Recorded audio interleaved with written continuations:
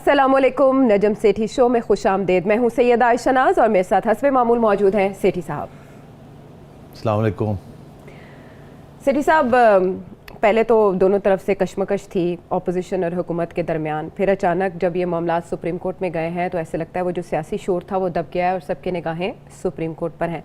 अब ये इतना अहम मामला है, इस गवर्नमेंट ने एक सदारती रेफरेंस भेजा था जस्टिस काजी फाइज ईसा के ख़िलाफ़, और उसके बाद इन्होंने सेनेट में जो सीक्रेट वोटिंग होती है, बैलेटिंग होती है, उसके हवाले से भी सुप्रीम कोर्ट से राय मांगी थी। और अब हम देख रहे हैं कि एक और इम्पॉर्टेंट रेफरेंस जिसके लिए अब बेंच तश्कील दे दिया गया है, और ये 5 रुकनी लार्जर बेंच है। 24 मार्च को दोपहर 1 बजे का वक्त मुकर्रर किया गया है कॉज लिस्ट के मुताबिक, जब इसकी समाअत होगी। लेकिन यहाँ पर सवाल ये बनता है कि ये जो इस बेंच का फ़ैसला होगा सदारती रेफरेंस के ऊपर, ये वज़ीर-ए-आज़म के वोट ऑफ नो कॉन्फिडेंस, वज़ीर-ए-आज़म के मुस्तकबिल और पार्लियामेंट के मुस्तकबिल का तयन करेगा, उस पर असरअंदाज होगा किस तरह? बिल्कुल असरअंदाज होगा और इसीलिए किया गया है ये। तो मैं ये समझता हूँ कि इसमें 3-4 इश्यूज़ हैं। एक तो सिंपल स्ट्रेट फॉरवर्ड इशू है जो कि सारे इस वक्त वकला हज़रात यही कह रहे हैं कि आइन बड़ी क्लियर है कि ज़मीर एक चीज़ है, और अगर ज़मीर के मुताबिक कोई बंदा अपनी सियासी जमात के ख़िलाफ़ वोट करता है तो वो उसकी इजाज़त होनी चाहिए। अलबत्ता उसके लिए एक सज़ा दी गई है, और वो सज़ा जो है वो उस पार्टी के लीडर के हवाले कर दी है कि आप फ़ैसला करें कि आपने क्या सज़ा देनी है। कम से कम सज़ा और ज़्यादा से ज़्यादा सज़ा, कम से कम सज़ा, वार्निंग, शो कॉज वगैरह वगैरह वगैरह, और ज़्यादा से ज़्यादा कि आपको डिसीट कर दिया जाए वहाँ से। अच्छा, ये नहीं कहीं लिखा गया कि आपको डिसक्वालीफाई कर दिया जाए कि आप अगली इलेक्शन ना लड़ सकें, ये कहीं नहीं लिखा। डी सीट का मतलब है आप उस वक्त जो पार्लियामेंट है उसमें आप डी सीट हो जाते हैं, जाइए जाके फिर आपने किसी और सियासी जमात को ज्वाइन करना है और सीट वेकेंट हो गई है, एक बाई इलेक्शन होगी, उसमें खड़ा होना चाहें तो खड़े हो जाएं। ये आज तक यही एक इंटरप्रिटेशन रही है आइन के जो क्लॉजेस। अब इसको चैलेंज कर रही है हुकूमत, और उस चैलेंज के अंदर वो सुप्रीम कोर्ट से ये पूछ रही है कि जी हमें ये बताया जाए क्या ऐसे ही है या कि ये जो हॉर्स ट्रेडिंग है ये बहुत बुरी चीज़ है, और जब भी कोई बंदा ज़मीर के मुताबिक करता है वो ज़मीर कोई नहीं होता, बेसिकली हॉर्स ट्रेडिंग ही होती है, और ज़मीर का कॉन्सेप्ट ही जो है ना ये गलत है, पाबंद होना चाहिए, फुल स्टॉप। और अगर कोई ऐसी हरकत करता है तो उसकी फौरी सारी उम्र के लिए उसको डिस्क्वालीफाई कर देना चाहिए, क्योंकि ये हॉर्स ट्रेडिंग ही है, ये ज़मीर का मामला नहीं है। अच्छा, आइन के अंदर और सारी दुनिया के आइन के अंदर ज़मीन का मामला होता है। बैक बेंचर्स ज़मीर के मुताबिक पार्टी के वोट के ख़िलाफ़ भी वोट करते हैं, और जब एक हुकूमत गिरती है या वोट ऑफ कॉन्फिडेंस उनके खिलाफ आता है, नो कॉन्फिडेंस, तो बैक बेंचर्स रिवोट करते हैं। ये बैक बेंचर रिवोट जो है ये built into the parliamentary system. बहरहाल तो इसलिए ये अब तो इसके लिए फिर क्योंकि मामला बड़ा टेढ़ा है और इस वक्त एक हुकूमत जो है वो पूरी कोशिश कर रही है कि किसी तरीके के साथ वोट ऑफ कॉन्फिडेंस को डिफीट किया जाए और नो कॉन्फिडेंस को डिफीट किया जाए, तो इसलिए फिर उन्होंने ये नहीं किया कि पहले कानून अपने मुताबिक उसको इंटरप्रेट करके और उनको डिसीट कर दिया और कह दिया ये, क्योंकि उन्हें पता था कि ये तो सुप्रीम कोर्ट में जाएगा और फिर सुप्रीम कोर्ट ने इवेंचुअली फास्ता, तो उन्होंने पहले ही पूछ लिया सुप्रीम कोर्ट से। अच्छा, अब सुप्रीम कोर्ट इसका फ़ैसला जो है बहुत अहम होगा। इस पर जो इस वक्त जो बहस चल रही है बाहर वकीलों के दरमियान, इंटेलेक्चुअल्स के दरमियान, वो यही है कि क्या सुप्रीम कोर्ट बिल्कुल आइन के जो नुक्ता है बिल्कुल उसके ऊपर पाबंद रहेगा या सुप्रीम कोर्ट कोई नई ग्राउंड निकालेगा। अच्छा। इसको आगे बढ़ाएगा इस बात को। तो ये देखना है कि अब ये क्या करेंगे, मगर जो भी ये फैसला करते हैं उसके 2 ही नतीजे निकल सकते हैं। एक है जी वोट ऑफ नो कॉन्फिडेंस जो है वो कामयाब हो जाएगा, और दूसरा ये है कि इनकी अगर जजमेंट बिल्कुल ही पीटीआई के हक़ में आ गई तो फिर ये है कि वोट ऑफ नो कॉन्फिडेंस इतना आसानी से कामयाब नहीं होगा, और ये लोग जो डिज़र्ट करने जा रहे हैं, ये क्रॉस करने जा रहे हैं, उनके ऊपर बहुत सख्त किस्म की तलवार आ जाएगी कि अगर आप करेंगे तो फिर आपके साथ ये होगा, ये होगा, ये होगा। तो ये एक तरीका है उनको वापस लाने का और अपनी पार्टी के हक़ में वोट करने के लिए। तो मैं ये समझता हूँ ये बहुत अहम फ़ैसला आएगा जो भी आएगा, इसके साथ इस हुकूमत का फ्यूचर और वैसे भी आइन के जो कॉन्शियंस का जो रोल है और बैक बेंचर्स का जो रोल है वो भी डिफ़ाइन हो जाएगा। और आखिर में ये सवाल डिफ़ाइन होगा कि क्या इतना पावर आप दे देते हैं एक शख्स को पार्टी के अंदर, और उसके ख़िलाफ़ कोई बंदा कोई बात भी नहीं कर सकता, और अगर करेगा तो वो फारग हो जाता है, डिसीट हो जाता है, और फॉरएवर भी हो सकता है अगर इस किस्म का आ जाता है, जजमेंट आ जाती है। तो ये जो सारा मामला है, तो फिर आपको फिर पार्लियामेंट MNAs की ज़रूरत क्या है? फिर आप वन मैन पार्टी बस ख़त्म हुई बात। आपको कोई डिबेट की, कोई डिस्कशन की ज़रूरत नहीं है पार्लियामेंट के अंदर। तो वो सारा जो कॉन्सेप्ट है ना कि parliament is a debating society, वहाँ डिबेट के बाद फैसले होते हैं। डिबेट जो है वो अपोजिशन वाले गवर्नमेंट के साथ करते हैं और गवर्नमेंट वाले अपने साथ करते हैं, और उसके बाद एक राय निकलती है जिसके अंदर वोटिंग होती है। तो वो सारा ख़त्म हो जाएगा। इसके बाद तो किसी को जाने की ज़रूरत ही नहीं है। जो प्राइम मिनिस्टर कहेगा, उस या पार्टी लीडर कहेगा, आप उसको फॉलो करने के पाबंद है। तो कोई इसमें फिर वो एक अथॉरिटेरियनिज्म बन जाती है, जो कि जमहूरियत के अंदर उसको पसंद नहीं किया जाता इस किस्म की चीज़।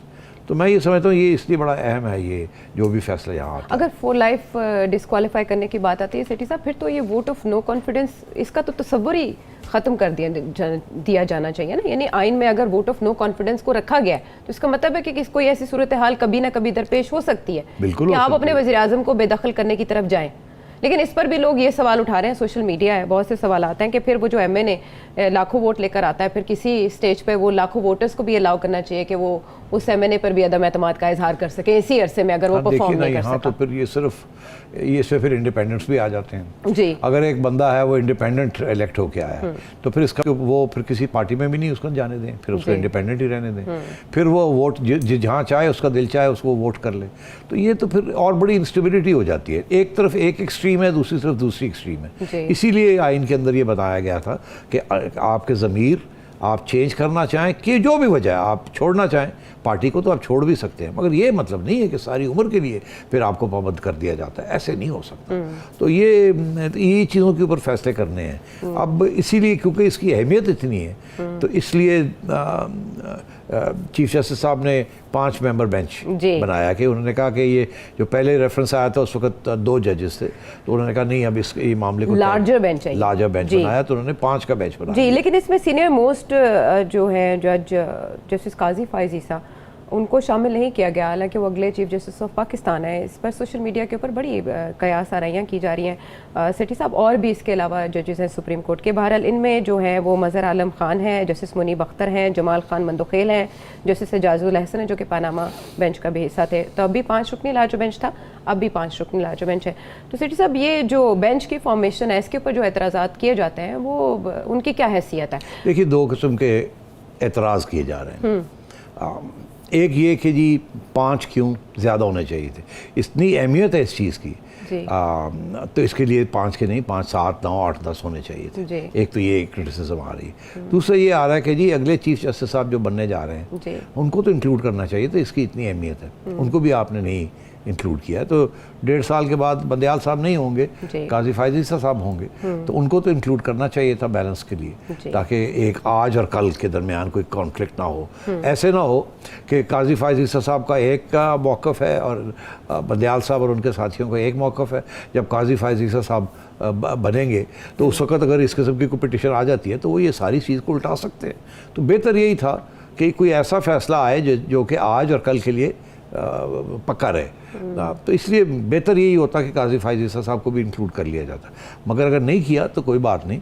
एक और डिबेट चल रही है ना, वो तो ये डिबेट चल रही है कि जब चीफ जस्टिस साहब के पास ये जो मोनोपोलिस्टिक पावर है कि जी सारे बेंचेस वही बनाते हैं, कोई कमेटी नहीं है जो बेंच बनाती है, क्योंकि ये काजी फायज ईसा साहब का भी ये है ना, उन्होंने भी ये कहा है कि ये जो इतना पावर है चीफ जस्टिस के पास कि जिसको चाहे जहाँ मर्जी लगा दे, जिसको चाहे किसी बेंच पे लगा दे, तो ये पावर भी नहीं होनी चाहिए। कम से कम कोई छोटी मोटी कमेटी होनी चाहिए ताकि सब जजेस को इक्वली ट्रीट किया जाए। मगर उसके ऊपर तो सुप्रीम कोर्ट के अंदर कोई डिस्कशन नहीं हुई, और ना ही मेरा ख्याल है बंदयाल साहब इस किस्म की कोई चीज़ की तरफ तवज्जो करेंगे।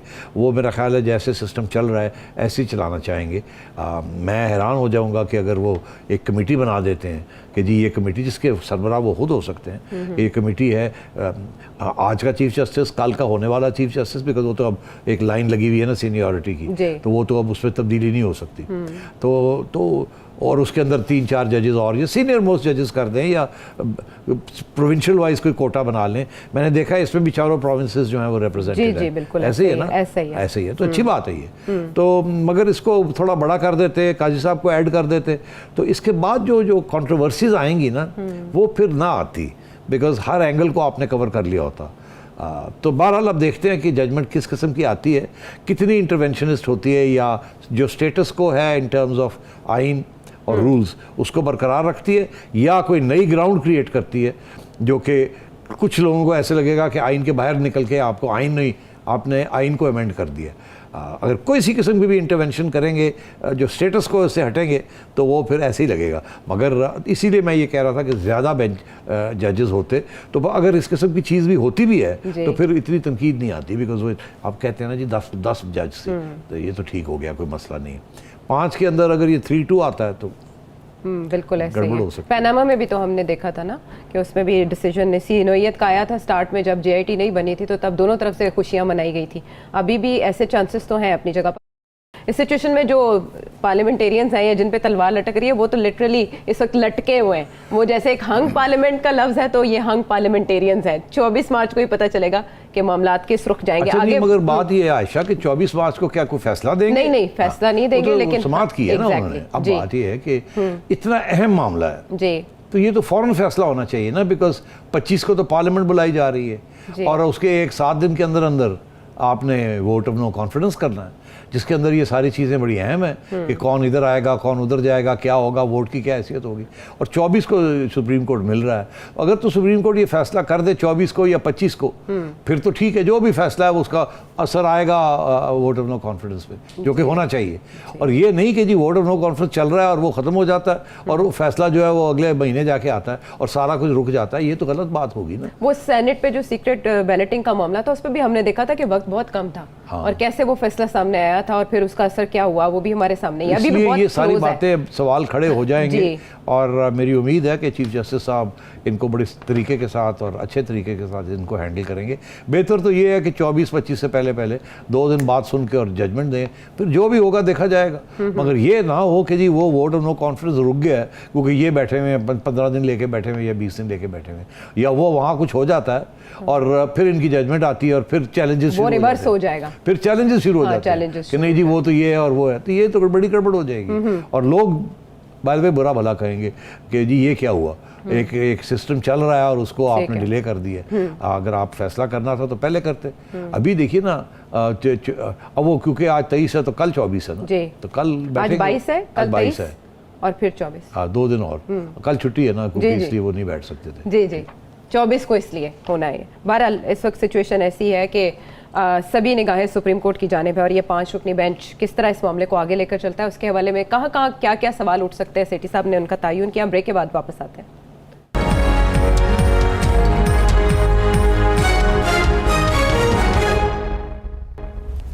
Welcome back to the show. कल हम डिस्कस कर रहे थे यही मामला वोट ऑफ नो कॉन्फिडेंस का। सेठी साहब, तो एक सवाल तब भी होते होते रह गया कि अगर फ़र्ज़ कर लेते हैं कि डिस्क्वालीफाई हो जाते हैं सुप्रीम कोर्ट के फैसले के नतीजे में कुछ मेंबर पार्लियामेंट, 12 तादाद उनकी फ़र्ज़ कर लेते हैं, तो 342 के ऐवान में से अगर ये 12 निकल जाते हैं तो उस वक्त ऐवान के अंदर जितने लोग होंगे उनकी सादा अक्सरियत या कुल ऐवान की सादा अक्सरियत के मुताबिक फैसला होगा? ये लोग अभी तक बड़े कंफ्यूज हैं इसके ऊपर, मगर ये मैंने बहुत से वकीलों से ये पूछ लिया है और कॉन्स्टिट्यूशनल एक्सपर्ट से बड़े क्लियर हैं। वो कहते हैं 342 है मेंबरशिप, उसकी मेजॉरिटी जो है 172 बनती है, 172।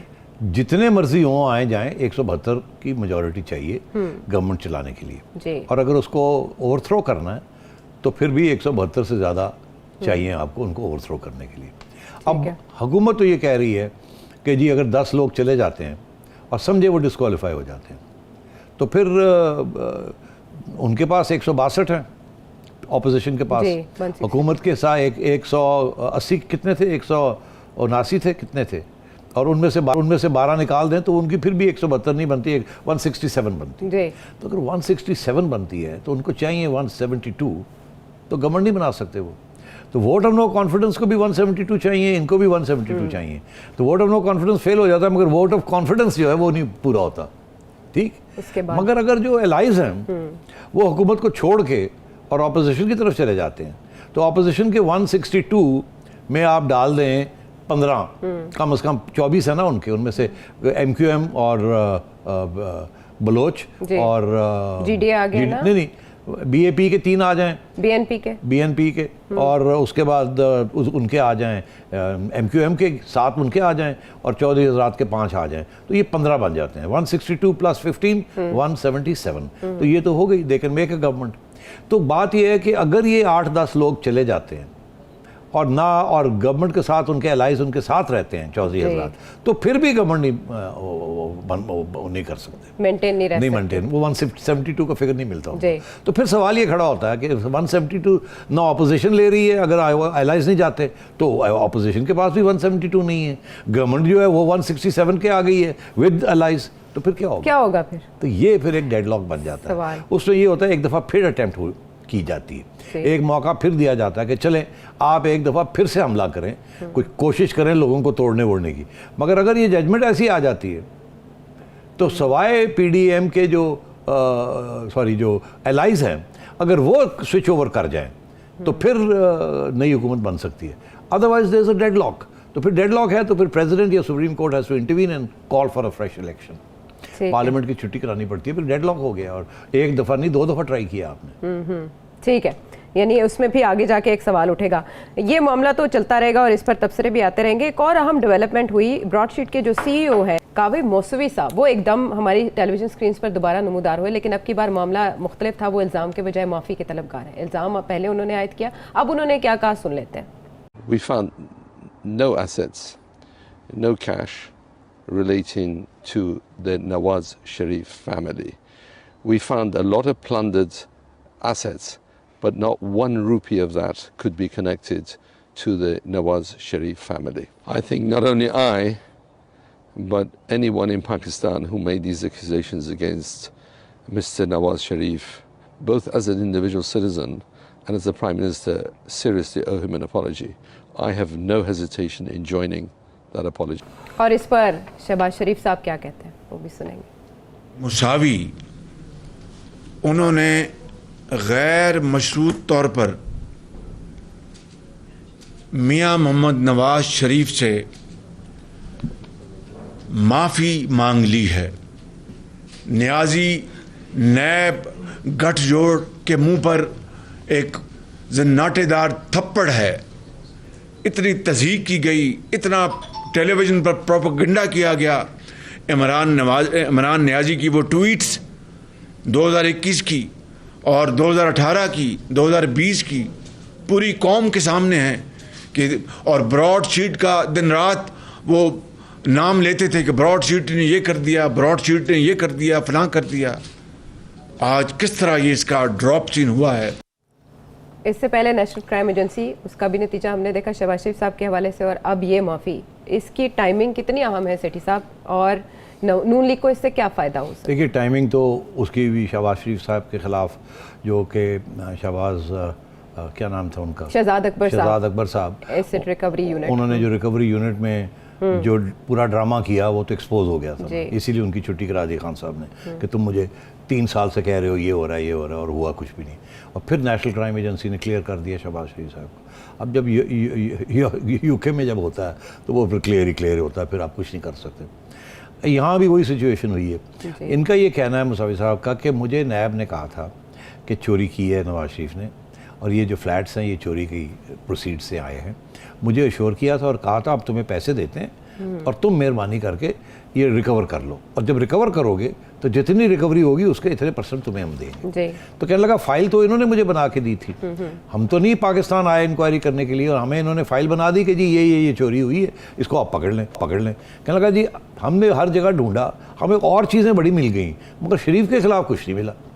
और नैब जो है ये सारा वक्त हमारे साथ धोखा करती रही है, और हमें जैसे कहते हैं ना रेड हेरिंग जो अंग्रेज़ी का मुहावरा है कि जी ऐसी चीज़ जो कि वजूद में ही नहीं है, एक लाल रंग की मच्छी तो उसके पीछे भेज दिया जो कि है ही नहीं।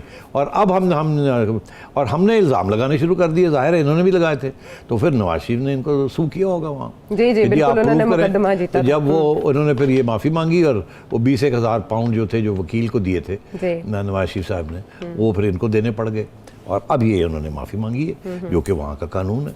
अच्छा, अब इसके साथ तो यहाँ और भी प्रॉब्लम बन गया ना कि यहाँ तो पूरा बयानिया यही चल रहा है कि शहबाज शरीफ भी करप्ट है, नवाज शरीफ भी करप्ट है। अब यूके के अंदर सारी इंक्वायरी हुई है और ये पता चला कि शहबाज शरीफ की भी कोई करप्शन नहीं निकली और नवाज शरीफ साहब की कोई करप्शन नहीं निकली, और नैब 20 साल से लगी हुई है ये ढूंढने, और ये साहब जो हैं ब्रॉडशीट वाले ये भी लगे हुए हैं ढूंढने और कुछ नहीं मिला इनको। और मगर बयानिया जो है वो इमरान खान साहब का जो वोटर है वो लेके बैठा हुआ है, क्योंकि खान साहब हर रोज़ यही लगे हुए हैं चोर चोर चोर चोर चोर। और आजकल तो यही हो रहा है कि जो लोग पार्लियामेंटेरियंस जो हैं वो जो कि क्रॉस ओवर करना चाह रहे हैं उनके ऊपर भी यही प्रेशर है कि आप चोरों के पास जा रहे हैं तो आपके घरों के अंदर लोग कहेंगे ये चोरों के दोस्त हैं सो। तो खान साहब एक बयानिया लेके बैठे हुए हैं। खान साहब का वोटर जो है वो बयानिया पक्का और ले चुका है, वो छोड़ने के लिए तैयार नहीं है। एविडेंस जो आ रही है वो ये आ रही है कि जी जहाँ पैसा लेके गए हैं ये जो इल्ज़ाम है वहाँ कोई पैसा नहीं निकल रहा, और सारी इंक्वायरियाँ हो रही हैं, 20 साल से इंक्वायरियाँ चल रही हैं, कुछ नहीं मिल रहा। ठीक है, लेकिन इसको मुस्लिम लीग नून अपने हक में कैसे इस्तेमाल कर सकती है इन पाकिस्तान? देखिए, मैं समझता हूँ कि इस वक्त जो लोग नून लीग के लिए वोट डाल रहे हैं उनके लिए इसकी अहमियत ही कोई नहीं करप्शन की। अगर होती तो उनके लिए वोट ना डालते। अच्छा, ठीक, उनको कहते हैं होंगे सारे ही हैं तो लेकिन बाकी वोटर्स जिनको राग़िब बाकी वोटर जो है वो खान साहब के वोटर है, वो खान साहब के वोटर और कहते हैं नहीं करप्ट ने। तो मैं ये समझता हूँ कि उनमें से कुछ लोग जो हैं शायद कहें अच्छा रियली हमारा तो ख्याल था ये है अच्छा, मगर मैं समझता हूँ कि ज़्यादातर लोग जो हैं जो खान साहब के वोटर हैं वो कहेंगे मुसावी को ख़रीद लिया नवाज शरीफ ने, वो इस किस्म की बातें करेंगे और वो नहीं मानेंगे इस बात को। वो पक्के हैं जी करप्ट है, हमने नहीं करना इनके लिए। वो कल को इमरान खान के लिए शायद ना वोट डालें बिकॉज मायूस है उनसे भी, मगर वो मेरा नहीं ख्याल कि नवाज शरीफ साहब के लिए या नून लीग के लिए वोट डालेंगे। वो नून लीग का अपना एक वोट बैंक है जो कि कब से है और बहुत गहरा वोट बैंक है वो, ख़ुसूसन पंजाब के अंदर बड़ी कोशिश की है हर एक ने उसको ख़त्म करने की, वो नहीं जाता वोट बैंक, और पार्टी बड़ी मजबूत है पंजाब के अंदर स्पेशली। और ये नवाज शरीफ का वोटर कहता है करप्शन, केड़ी करप्शन, फौजी भी करप्ट ने, ब्यूरोक्रेट भी करप्ट ने, शुगर इंडस्ट्री भी करप्ट है, सारे करप्ट ने, तो ये भी करप्ट ने थे, वो भी करप्ट थे। हम तो ये कह रहे हैं कि खान साहब भी करप्ट हैं, ये फॉरेन फंडिंग केस में जो गबन हो गए हैं, पता नहीं अरबों रुपए गबन हो गए हैं, वो कहाँ गए। तो अब तो वो कहते हैं सारे इस हमाम में नंगे इंक्लूडिंग खान। तो इसलिए ये हमारे लिए इसकी अहमियत नहीं है। हमारे लिए अहमियत किसकी है? परफॉर्मेंस। भाई हमारे लिए अपने लिए तो सब करते हैं, हमारे लिए किसने क्या किया? जब यहाँ आती है बात तो खान ने तो कुछ नहीं किया इनके लिए, मगर नवाज शरीफ साहब और शहबाज शरीफ साहब ने बड़ी डेवलपमेंट करवाई है, बहुत कुछ हुआ है, तो इसलिए उनको नंबर लग जाते हैं उनके। ये ऐसे तो इस शरीफ खानदान का जो मीडिया ट्रायल हुआ जिसका जिक्र भी किया शहबाज शरीफ साहब ने, या हुकूमत पाकिस्तान के इस पर जो $65 मिलियन के करीब अखराजात उठे, उनकी तलाफ़ी कैसे मुमकिन है सेठी साहब कि मुस्तकबिल में जो भी हुकूमत का ढांचा हो सबसे पहले क्या करें? 99 से नैब ने ये केस पकड़ा है, क्या करें? कुछ भी नहीं। अब नैब तो पता लग गया ना कि नैब इज़ करप्ट, पता लग गया नैब इज़ इनकॉम्पिटेंट, पता लग गया नैब इज़ इनएफिशिएंट, पता लग गया नैब अब बन गई है विच हंट के लिए। अब वो उसकी आज़ाद हैसियत नहीं रही, अब वो जो हुकूमत बैठी होती है उसका सियासी इस्तेमाल करती है। एब्सोल्युटली। तो सवाल ये पूछना चाहिए कि जब इमरान खान साहब की छुट्टी होगी जो कि होगी, जहाँ तक ये हालात पहुँच गए हैं ये बच नहीं सकते, फिर शायद मौका मिले इनको। अगर नून लीग फेल हो जाती है तो फिर शायद मौका मिले, मगर ये जो मौका है ये गंवा दिया उन्होंने, और सूनर और लेटर वो जाएंगे घर और फिर एक इलेक्शन लड़नी पड़ेगी उन्हें अब, और उस वक्त अपने पाँव पे खड़ा होना पड़ेगा, कोई उस इस्टेब्लिशमेंट नहीं होगी उनको जिताने के लिए। तो अब सूरत हाल ये है आयशा के नैब को रिफॉर्म करना। कुछ लोग हैं वो कहते हैं कि नैब की ख़त्म ही कर दिया जाए, बिल्कुल अपोजिशन तो यही ख़त्म कह कर दिया जाए जी। मगर कोई नहीं करता। वो इसलिए नहीं करते, दो रीज़न हैं कि जो करेगा इल्ज़ाम ऑपोजिशन उस पर ये लगाएगी कि तुमने इसलिए ख़त्म किया अपने आप को बचाने के लिए, ठीक है। ठीक। और इसीलिए वो रखते हैं, फिर जब रखते हैं तो कहते हैं फिर ऑपोजिशन, जो उनकी ऑपोजिशन है उसके खिलाफ तो इस्तेमाल थोड़ा बहुत कर ही लिया जाए। आप समझ रहे हैं? तो ये एक विशेष सर्कल बन गया है। इसलिए अब ये जो डिस्कशन जो हो रही हैं वो यही हो रही हैं कि अब रिफॉर्म कैसे किया जाए, इसको इस तरीके से बनाया जाए कि ज़्यादती किसी के साथ ना हो, मगर करप्शन के ऊपर भी कोई ऐसा इदारा होना चाहिए जो कि लिड करप्शन को भी इन्वेस्टिगेट करे। इसलिए अब इसके अंदर तरमीम की ज़रूरत पड़ गई है ताकि इसको थोड़ा सा साफ़ किया जाए, आज़ाद किया जाए और इसको कुछ खुद मुख्तारी दे के एफिशिएंट ज़्यादा बनाया जाए ताकि जेन्युइनली जो करप्शन हो रही है उसको रोका जाए। मरीम नवाज़ अपने खिलाफ सज़ाओं पे अपील में है इस्लामाबाद हाई कोर्ट में, तो नवाज शरीफ साहब के खिलाफ जितने केसेस या सज़ाएं हैं, इस केस को यूके में जो भी हुआ, ये सारी प्रोसीडिंग्स, इनको इस्तेमाल किया जा सकता है कानूनी तौर पर मुस्लिम नहीं, इसका एक साइकोलॉजिकल इम्पैक्ट है। इसका कोई अब देखिए ना, नवाज शरीफ साहब के ऊपर BKS एक चल रहा है, तो जाहिर है कि उनके वकील जो है ये इसको इस्तेमाल करेंगे, कहेंगे जी देखें यहाँ ये भी क्लियर हो गया, वो भी क्लियर हो गया, ये भी क्लियर हो गया, क्योंकि डोंट फॉरगेट ये एवन फील्ड के ऊपर भी उनकी कन्विक्शन हुई हुई है और ये कह रहे हैं कि एवन फील्ड में भी कुछ नहीं निकला। तो ये चीज़ें इस्तेमाल तो होंगी, बिल्कुल होंगी, और इनका बड़ा वजन होगा अदालत के अंदर। अवाम जहाँ तक है, अवाम जो इनके साथ है, नून लीग के साथ, वो उनके साथ है, जो उनके खिलाफ है वो उनके खिलाफ ही रहेगी। ठीक है सती साहब, बहरहाल अभी आर्जी तौर पर तो मुस्लिम लीग नून इस पर बहुत खुशियाँ मना रही है, हमने शहबाज शरीफ साहब को बहुत खुश देखा, मरीम नवाज साहिबा ने भी मुबारकबाद दी है। अब आगे चल के मजीद बात करेंगे इमरान खान साहब का OIC से खिताब और उन्होंने क्यों मुसलमानों के इज्तिमाई रवैये पर अफसोस का इजहार किया, कहाँ कहाँ मुसलमान नाकाम हुए हैं। ब्रेक के बाद वापस आएंगे, बात करेंगे।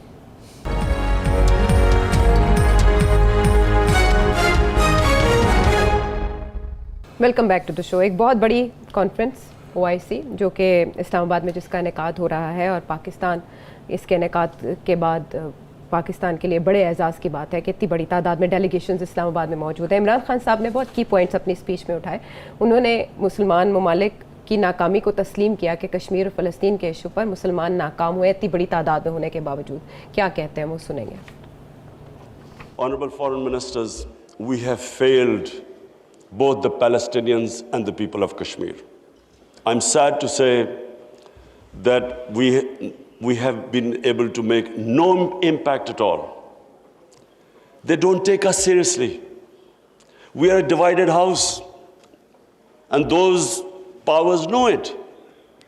We are 1.5 billion people, and yet our voice to stop this blatant injustice is insignificant. But as where the world is headed, it is extremely important that we get united and on certain core issues take a stand. And let's not be dragged into this, into blocks, into the conflicts. We should stay as a block and show our power in bringing about peace rather than becoming part of some conflict. Khan साहब ने block बनाने की माजी में कोशिश भी की है, लेकिन अब वो वी आर डिवाइडेड कह रहे हैं और 1.5 बिलियन कह रहे हैं, इससे क्या मुराद है खान साहब? देखिए, बात तो वो सही कह रहे हैं कि जी 1.5 बिलियन हम डिवाइडेड हैं, मगर एक्चुअली और ये कह रहे हैं कि हमें यूनिटी होनी चाहिए, मगर ये तो एक हवाई बात है ना। हर मुल्क के अपने मफाद होते हैं। मफाद जो है उनका मज़हब के साथ इतना ताल्लुक़ नहीं होता या किसी एक कॉन्फ्लिक्ट के साथ नहीं होता, रियासत के अपने मफाद होते हैं। अच्छा, अब और हर एक के अपने मुख्तलिफ होते हैं। आप मुसलमान आप इधर हैं, मुसलमान इधर हैं, आपके मफाद एज अ नेशन स्टेट फ़र्क हैं और आपके फ़र्क हैं और आप लड़ते भी हैं आपस में। तो ये सिर्फ मुसलमान होना इज़ नॉट गुड इनफ। इसके साथ ये नहीं है कि जी सारा आपके मफाद और उनके मफाद एक ही, क्योंकि नेशन स्टेट्स बन गई ना, अलग अलग हो गए सारे।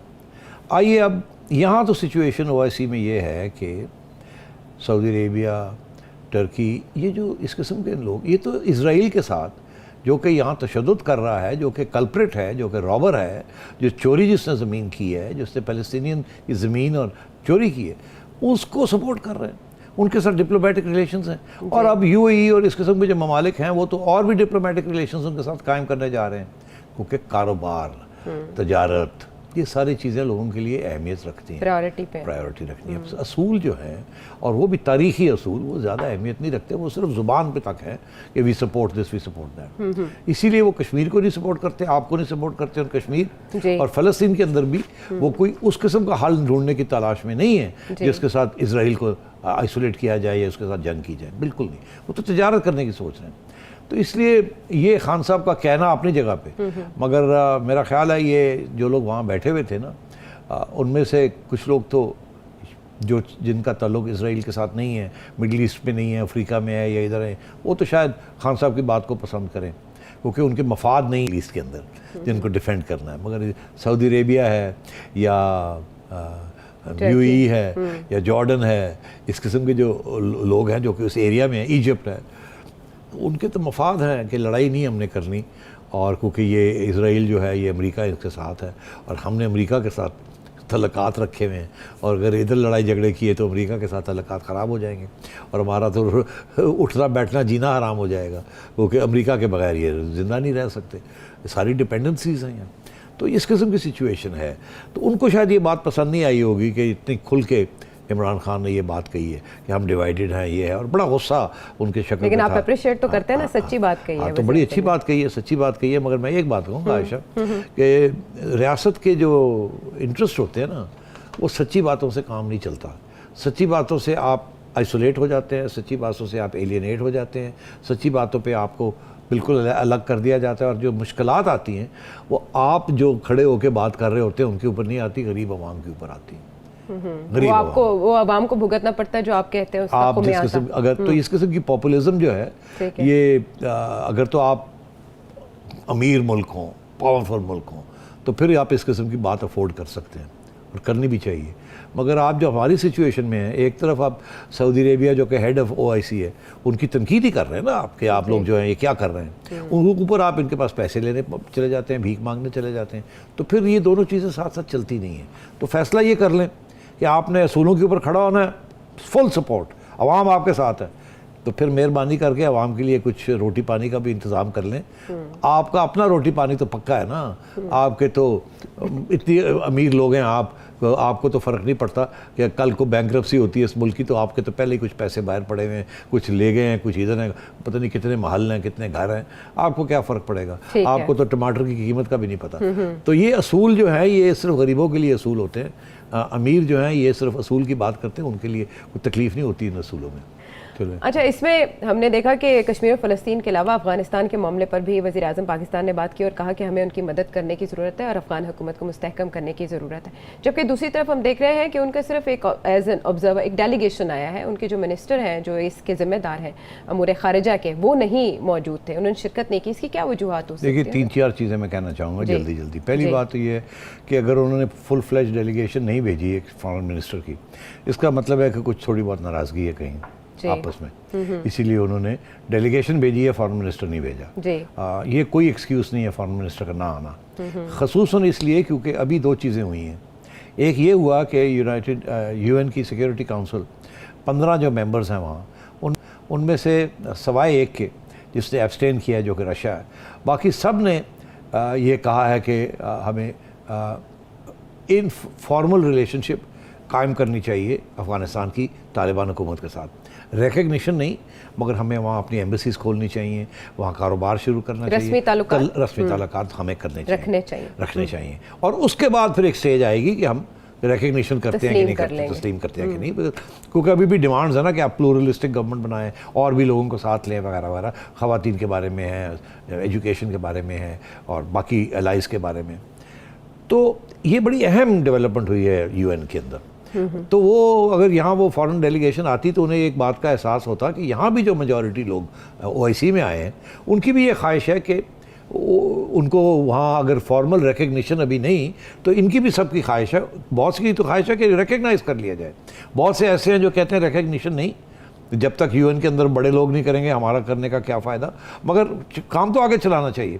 तो उनको चाहिए था यहाँ आना, और मैं हैरान हूँ कि वो नहीं आए, बिकॉज यहाँ माहौल बहुत अच्छा था। इसकी वजह क्या हो सकती है? मैंने आपसे अर्ज़ कहा, इससे ज़्यादा मैं क्या कहूँ कि कुछ तल्लुकात में कुछ गड़बड़ होगी, और मेरा ख्याल है ये गड़बड़ उस वक़्त से चल रही है जब से कि ये जो टीटीपी और बलोच इंसर्जेंसी कि टेररिज्म यहाँ हो रही है, और हमारी कोशिश है कि तालिबान हुकूमत को समझाया जाए कि इनको रोका जाए। और एक मीटिंग भी हुई थी कहीं जिस पर कुछ हुआ था, और हमारी मदद करें आप, वो कर नहीं रहे हैं और ये हमें तकलीफ़ दे है। तो इसलिए एक तरफ तो हम चाहते हैं कि उनकी हेल्प हो, मगर दूसरी तरफ हम ये भी चाहते हैं कि वो भी हमारी कोई थोड़ी सी हेल्प करें, और इसकी वजह से मेरा ख्याल है कुछ बदमज़गी हुई है, इसलिए वो नहीं आए। ठीक है, अब वो और कुछ कह सकते हैं जी बीमार था नहीं, ये है वो है, मगर बात तो सारी जो है असली बात तो यही होगी। यूएन में उन्होंने खिताब में भी इस्लामोफोबिया को अपनी तकरीर का हिस्सा बनाया था, क्या कह रहे हैं वो इस बारे में सुनते हैं। आई एम सॉरी टू से that we, the Muslim countries, did not do anything to check this wrong narrative. How can any religion have anything to do with terrorism? How was Islam equated with terrorism? Unfortunately, what should have been done and wasn't, the heads of Muslim countries should have taken a stand on this. Imran Khan साहब का Islamophobia के ऊपर इतना सख्त मौक़िफ़ और फिर UN में भी उसके हवाले से हमने देखा पेशरफ्त, बड़ी पेशरफ्त हुई। क्रेडिट इमरान खान साहब को देंगे? मैं क्रेडिट तो दूंगा, उसी किस्म का क्रेडिट दूंगा जो कि असूलों का क्रेडिट है। मगर अफसोस इस बात का कि कुछ लोग इस हॉल में ऐसे थे जो कि माइंड कर जाएंगे इस बात को। मैं एक्सप्लेन करता हूँ जी। आपको पता है ये जो रेडिकल इस्लाम जिसे कहते हैं, जहाँ से वो लाइन बड़ी थिन है कि वहाँ से टेररिज्म शुरू हो जाती है, वायलेंट इस्लाम, ये सारी की सारी जो है ना, ये प्रमोशन इस किस्म के इस्लाम की, ये सारी सऊदी अरेबिया ने की है। सऊदी अरेबिया ने वहाबी इस्लाम को एक्सपोर्ट किया है। ये मोहम्मद बिन सलमान साहब ने अपने इंटरव्यू में अब वो रोका है ना, मगर अब रोका है, लेकिन एतराफ़ भी किया। 30 साल से ये हो रहा है सारे यूरोप के अंदर, वेस्टर्न ममालिक के अंदर। हमारे यहाँ एक्सट्रीमिस्ट इस्लाम जो है उसको सपोर्ट किया, जहाँ से फिर ये जिहादी निकले और बहुत सी चीज़ें निकली। तो आज अपना मौक़िफ़ सऊदी अरेबिया ने बदल लिया है और बिल्कुल रिवर्स कर रहा है ये सारा कुछ। मगर ये जो टेररिज्म हुई है, ये इसी किस्म की लोग थे जिन्होंने टेररिज्म की है। इसी किस्म के मदरसों से वो निकले हैं जो कि सऊदी फंडेड थे, या रियासत पाकिस्तान की रियासत के, या सऊदी अरेबिया के, या मिडल ईस्टर्न कंट्रीज़ की, ये सपोर्ट कर रहे थे इस किस्म की इस्लाम को। तो वो वहीं से ये सारी शाखें निकली हैं टेररिज्म की। तो फिर अगर दुनिया जो है वो इस्लाम को या इस किस्म के इस्लाम को शक की निगाह से देखती है, तो फिर कैसे आप उनको ब्लेम कर सकते हैं? जब भी कोई टेररिज्म इंसिडेंट होता है तो पता चलता है या वो सऊदी था, या इराकी था, या पाकिस्तानी था। हिंदुस्तान के मुसलमान का आज तक नाम नहीं आया। आते हैं तो पता लगा जी पाकिस्तानी हैं, या सऊदी थे, या इराकी थे, या कहीं कुवैती था, या इस किस्म की चीज़। तो ये वो मुल्क है जिन्होंने एक्सपोर्ट किया सारा।